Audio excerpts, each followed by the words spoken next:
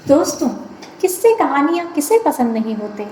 हम अपनी दादी नानी के मुंह से किस्से कहानियाँ सुनकर ही बड़े हुए हैं। ये हमारी समाज और हमारी संस्कृति के बहुत विशेष अंग हैं।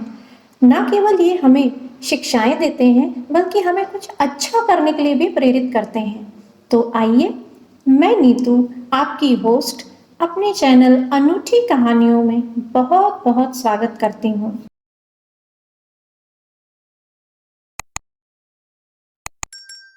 ये चैनल है उन कहानियों के बारे में, उन लोगों के बारे में जिन्होंने ऐसे अद्भुत काम किए जिनसे न केवल लोगों को प्रेरणा मिलती है, बल्कि उन्होंने समाज और राष्ट्र का भी भला किया।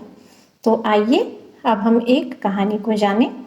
दोस्तों, क्या आप जानते हैं कि एक ऐसी कंपनी भी देश में है जिसने अपने दफ्तर 30 गांवों में खोले हैं और वहीं से अपना काम चला रही है?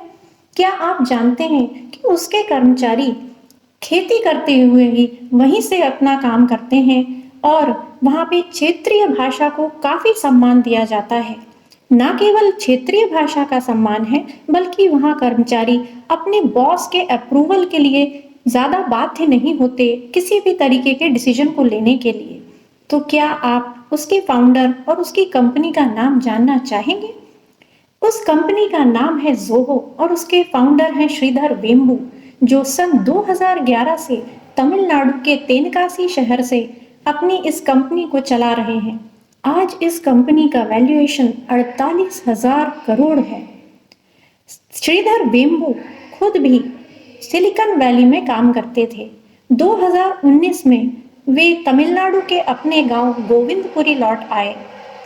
उनके गांव से 20 किलोमीटर दूर केरल और तमिलनाडु के बॉर्डर पर तेनकासी नाम का एक छोटा सा शहर है, जहां से उन्होंने 2019 से ज़ोहो की नींव रखी। आज ज़ोहो के तेनकासी ऑफिस में 800 एम्प्लॉयज हैं और पूरे भारत में इसके 1,500 एम्प्लॉयज हैं और यह कंपनी 150 देशों में अपना बिजनेस कर रही है। श्रीधर का मानना है कि जड़ों की ओर लौटते ही आपके जीवन में एक नया उजाला फैल जाता है और यही आपको ऊंचाइयों तक ले जाता है। इसीलिए श्रीधर ने अपनी जड़ों की ओर लौटने का फैसला किया। श्रीधर ने जब कंपनी की नींव रखी तो उन्होंने ये नहीं सोचा था कि 2023 में वो टॉप पर होंगे। 2023 में 108 यूनिकॉर्न कंपनीज ने देश में मुनाफा कमाया, जिसमें ज़ोहो टॉप पर थी। हैरत की बात यह है कि ज़ोहो ने कभी किसी से कोई कर्ज नहीं लिया और ना ही इस कंपनी ने अपनी इक्विटी किसी को बेची है। यह कंपनी मीडियम और स्मॉल बिजनेसेस को टेक सॉल्यूशंस प्रोवाइड करती है। श्रीधर के अनुसार समृद्धि का मतलब है जरूरतमंद को खुशी देना और जो आपको समाज से मिला है उसे वापस लौटाना। इसीलिए इसी मकसद से सन 2005 में श्रीधर ने गांव से ज़ोहो स्कूल ऑफ लर्निंग की शुरुआत की। इस स्कूल में बच्चे टेक प्रोडक्ट्स जैसे ऐप बनाना सीखते हैं। पहले साल में इन बच्चों को 10,000 रुपये प्रतिमाह स्टाइपेंड दिया जाता है, जो बढ़ाकर अगले साल 20,000 रुपये कर दिया जाता है। बाद में ट्रेनिंग पूरी करने के बाद यही बच्चे ज़ोहो के वर्कफोर्स का हिस्सा बनते हैं। इन्हीं सुविधाओं के कारण श्रीधर इस गांव को टियर 1 विलेज भी कहते हैं। श्रीधर के अनुसार कंपनी और युवाओं को जॉब के पीछे भागने की बजाय स्किल डेवलपमेंट पे ध्यान देना चाहिए।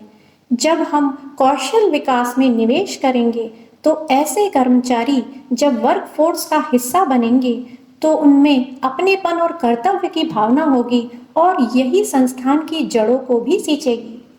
तो श्रीधर जैसे परोपकारी, दूरदर्शी और समाज सेवी इंसान को हम सलाम करते हैं। तो अगर आपको यह स्टोरी पसंद आई हो तो लाइक करें और सब्सक्राइब करें अनूठी कहानियाँ।